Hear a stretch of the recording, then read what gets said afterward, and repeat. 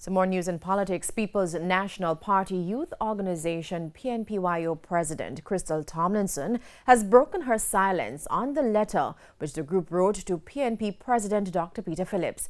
Among other things, the letter signed by Ms. Tomlinson gave the leader an ultimatum to demit office within 30 days. Vashon Brown has more.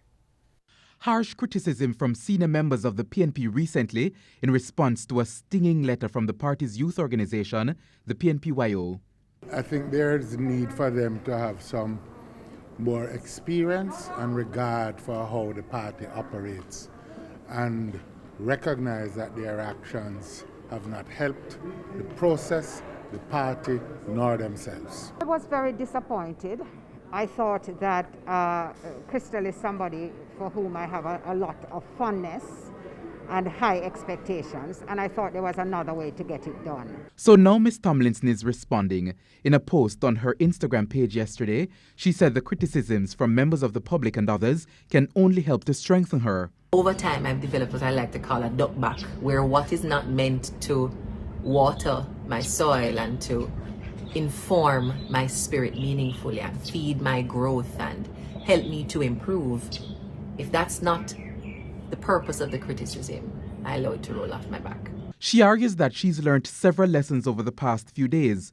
Firstly, she notes that when one communicates, it is done with a goal in mind. The letter, she argues, is a consequence of poor style.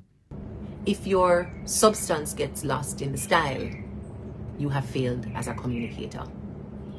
And this week, the substance of a letter from the PNPYO with my signature as president, the substance of that letter got lost in the style.